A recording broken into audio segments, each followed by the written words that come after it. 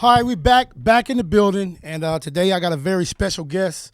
When I say special guest, I mean a very special guy. I think he's very important to the rap game. Brought a lot to the rap game. The homie Wiz Khalifa, Pittsburgh. What's up, dude? How you doing? Chilling. Congratulations on another one. Thank you. You excited about this project? Absolutely. What's the big date? July 13th. July 13th. Now, the reason why I say this guy's one of my favorite rappers, he's a very smart rapper. Actually, it goes back to, remember I told you about my nephew, when you were first buzzing, when the mixtapes, my nephew called me trying to get in touch with you because they booked him in Mobile, Alabama to come to Fly Times, to the clothing store. Yep. And mixtapes was going crazy, of course, and just tell me a little bit about the beginning of Taylor Gang and just the whole plan of how it all came together, the vision of what it was before the world got a chance to see it. It's really just all about spreading the music and getting out there. Like, I've always been a huge fan of just music in general. So in the beginning, I seen that my fan base was in a lot of different places, and the music that I was making could spread out and affect a lot of people as opposed to just being like one small pocket of people.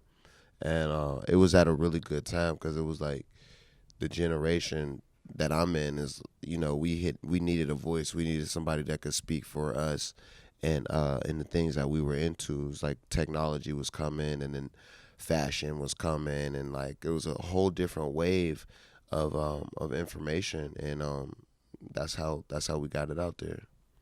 So with the music and the merch, the things that you did from the beginning, just like with the whole tour, creating your own brand for the tours, and you know, you brought a lot of artists out on tour and helped them with their careers in the beginning. Mm-hmm. Who was the first artist that was on tour, on the tour you created? Big Sean. Yeah, Big Sean. I remember that one. He was like the first Kendrick Lamar. Kendrick, Big Sean. And it was like, you were like the guy who were putting artists, like how Drake is rapping on new artist records. You were actually putting them on tour, giving them a chance to go out on the road and just see the world for really what it is. Get money. Yeah. Get money, sell merch. So you heard it. I remember Big Sean and Kendrick, the first two artists on the tour. Mm-hmm.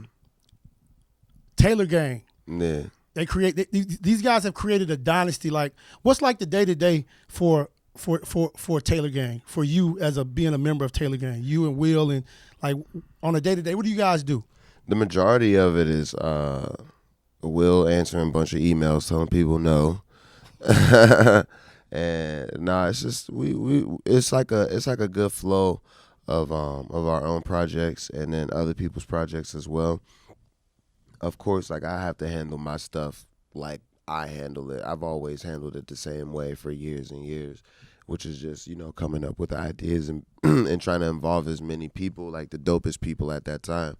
But with any other artists that we have, we just try to get their vision out and like try to have them feel comfortable and happy knowing that they're moving forward with us, whether it be on the road. You know what I'm saying? A lot of the times we put artists on the road where they're traveling and they're doing things that they've never done before. So we probably gotta like talk them out of a lot of stuff. Or like, you know, you start to see the reality of things. Like, you say, I want this, and then you figure it out like, okay, well, I only want to pay for that. You know what I mean? So it's really just managing those things. So it's reality as well as having a good time. I want all this on the road, but I don't want to pay for all this. Right. I mean, it gets difficult because people will see like me and what I do, and they're like, well, why does Wiz get to do it? And it's like, why does Wiz have his own bus? Yeah. Well, it's like it costs a lot of money too, and it's like at the end of the tour, you know, you really want to take home this much amount, so you might want to get this instead of getting that, and then wait to get that later. You know what I mean? You may want a Sprinter instead of a Prevost. Exactly. Or maybe a white van instead of a Sprinter. You know what I mean? Sprinters look nice on IG, but white vans get you there as well. Yeah. In the beginning, I can remember you were I think you were actually on Warner Brothers before Atlantic, right? Mm-hmm. So Wiz is one of those artists who went through understanding that I'm not gonna let you stop my vision. I'm not gonna let you stop my progress and what I'm trying to do and what I see that I could be for myself. Just like Lady Gaga, Akon, T.I., and a lot of amazing artists that have been in that situation. Being released from Warner Brothers and before you got with Atlantic, how did it feel? It was crazy for me because I was coming from Pittsburgh where nobody had never gotten like a major deal. So when I signed to Warner Brothers, everybody back home is like, "Oh, Wiz is on. It's blah blah blah." So after I left that deal, it was like, "Oh yeah, it's a wrap." Like, you know what I mean? A lot of people like counted me out and just didn't think that I was going to bounce back or do anything special after that. Now, coming to that point brings up something that that I always had a real admiration for you for. We've had this conversation off camera, but I remember when Black and Yellow came out, and you was like, the reason why you and Juicy J had such an incredible relationship was because he was one of the first people to call you and tell you that this record is dope. Mm-hmm. Yeah, he called me early when we were on the tour. I remember making Black and Yellow like in June maybe, and it took the whole summer to figure out that that was the only song that I was going to try to release on the radio, and then we put it out, and it was kind of slow, like picking up, you know what I mean? But I remember by September I was on tour, and Juicy called me and was like, "Yo, this song is a hit. I don't care what nobody says." He's like, "I'm getting on the remix." So yeah, he was definitely one of the first artists to reach out. And when I asked Wiz this conversation about him and Juicy J, I asked you how to feel for Juicy J to be signed to Taylor Gang, and he was like, "Well, he's not. He's an artist on our label, but he's not just an artist on our label. He's my business partner." Mm-hmm. And I could just tell like you were honored just to have him to be a part of your situation, just to get a lot of that knowledge that he had from his days with his label. Yeah, Juicy helps out a Mind. lot. Yeah, Juicy helps out a lot. He helps find a lot of talent, like as far as producers, as far as artists, and like he just knows, certain ins and outs of the game that people you only get through experience and time. You know what I mean? And it's definitely good to have that aspect, as well as we make great music together and have a lot of fun just kicking it. Is this album 5 or album 6? I don't even know. It's Rolling Papers, ONIFC, Black Hollywood. So it's 4. 4. Yeah. So this is 5 coming up. Nah, this is number 4. This is 4 coming up. Mm-hmm. Wow. But maybe unless I like forgot an album of mine. You got a soundtrack. Did you have the a one soundtrack? with Snoop? Yeah. You got a soundtrack. Yeah. Yep. But listen, 5 albums, but 16 mixtapes. Mm-hmm. Yep. 16 mixtapes. Yeah. Let people know how important the mixtape game is for Wiz Khalifa and what it does for when you're out there touring, and how it just enhances the whole brand and the label. Yeah, well, previously for me, like mixtapes was always like a great way to just get people ready and get music into the hands of the people who matter. DJs love the mixtapes because they get to pick their favorite songs and play the songs, and then they end up picking up later. And then the fans like the mixtapes because they get to gravitate towards whatever they like as well. So all my mixtapes are just catered to wherever I'm at, like at the time, mentally. I kind of like just morph into these characters and just have fun. And it's been fun to be able to like have people come along with me and really understand, like, all right, well, Wiz is this now, and now Wiz is that, and now this is this Wiz, and now this is that Wiz. So that's my main thing, is like I got a huge personality, and mixtapes definitely allow me to like get my personality out there. And it also allowed you, I guess, to let the label see things that you're doing to get them excited about getting ready for the next project. My goal isn't even really like to do it for the label, like, you know what I mean? Because their main thing is they just want me to be hot. So it's like whatever I have to do to maintain my level of Khalifa, I got to do it. I call him Wiz Khalifa. I got a big bag on me right now. Uh-oh. Oh, man, Scott's not here anymore. Scott, you're not here anymore. Sorry, Scott. Man, Snoop came up one night. Scott was watching on camera, right? Mm-hmm. And Daz pulled out the jar. Scott was like, he called me on the hotline. Hey, tell Snoop Dogg to. Okay, Scott, we got you. But are you doing anything with this whole legalization of marijuana around the country? Yep. I've been like speaking at seminars and stuff like that, just trying to make it more friendly. Are you're not doing any brands? You hadn't got? Yeah, I got my own brand. It's called Khalifa Kush, and I've actually been working on it for like 3 or 4 years now, and it's all the way perfected. We got it in Colorado, we got it in Vegas, We got it in Everywhere marijuana is legal. yeah, everywhere weed is legal. Yeah, it's in my pocket. And illegal. Yeah. Mm-hmm. Sneakers. Wiz big into the sneaker game. You had a nice collaboration with Converse. Mm-hmm. What's new? Nothing yet. I think we're gonna do another Converse deal. They got new people over there, so I could just come through and grab a. I see you homage to home today. Yeah. Mm-hmm. He's on Jordan today, homage to home. Mm-hmm. MMA. Heard you been training. Yep. Are you really gonna fight? Am I really gonna fight? Well, it's like when you train, you gotta put it to use. You can't just like hold on to it, you know? So I spar with people and try to increase my levels as I go. But as far as like a pay-per-view match or something like that, like those dudes train for a long time and go through a lot of pain. And it's like for me, that's not my profession, you know? So I got it if I need it.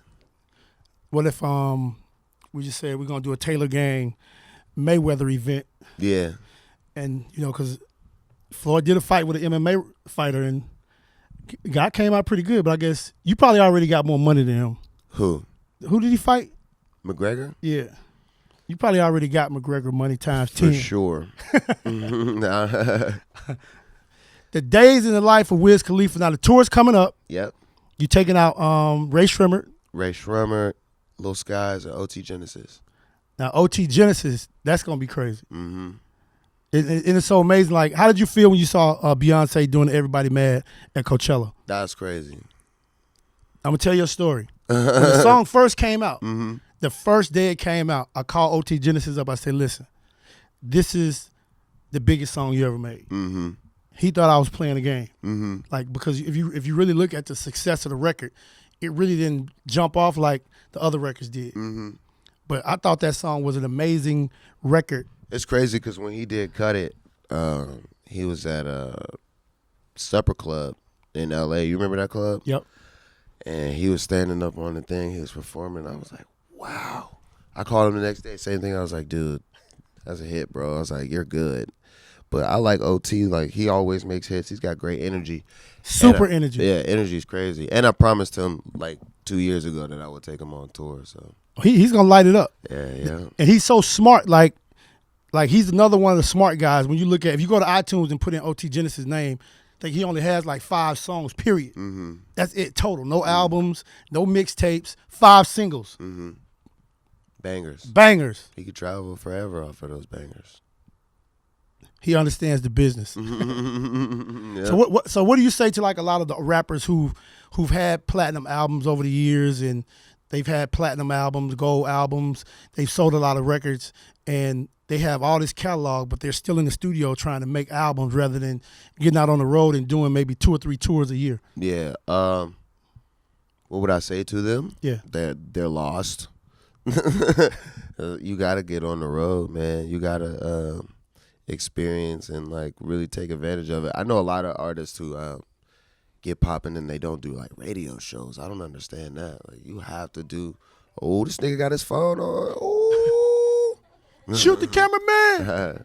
It's like no, but a lot of them they don't like to do like radio shows because they don't get paid as much, or like they don't like the spots and things like that, and that's really whack to me as well. It's like you got to do all of that stuff. You got to show up and you got to do the stuff that's not just yours or that you're not so excited about.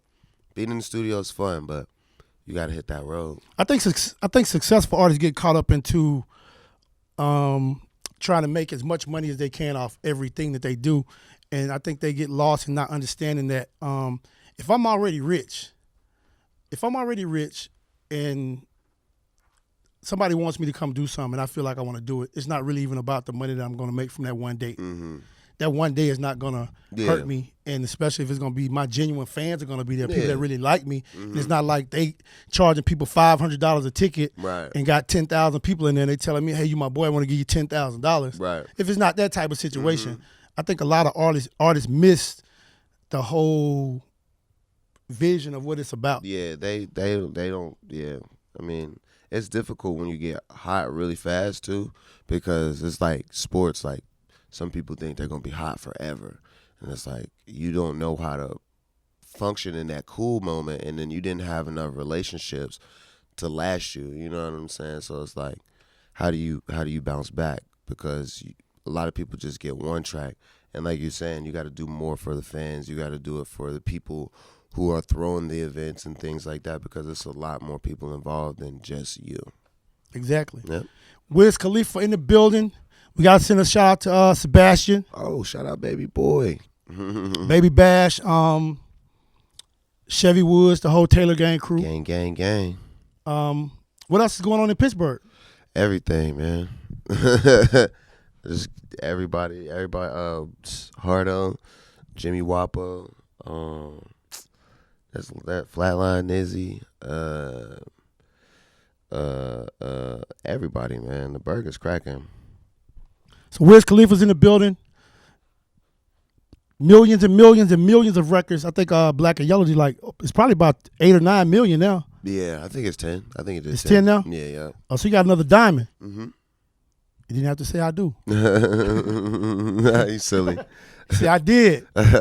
So we're just kicking it with Wiz Khalifa, Greg Street, People Station, V103 exclusive for V-103.com. Anything you want to tell Atlanta about the tour? Anybody around the world about the tour? Just make sure they get tickets. It's going to be super fun. I'm going to be performing new music on this one because it's coming out after the album comes out. So I'm going to be able to do a lot of new music. The set is going to be crazy. Ray Shremmer's going to kill it. OT is going to kill it. He's got so much energy. Lil Skies is for the younger people, and his fan base is amazing. So I know he's going to bring a lot of people who, also want to see him but get to experience everything that's going on around. Another one. So, yeah, it's going to be a really good tour for everybody. And, of course, we're going to be smoking tons of pot. So, it'll be good. And you got to give us this to close it out. Wiz, Gucci Mane. Yeah, yup. Me and Gucci. The track is called Real Rich. It's kind of self-explanatory. But, Gucci's a fun dude to be around.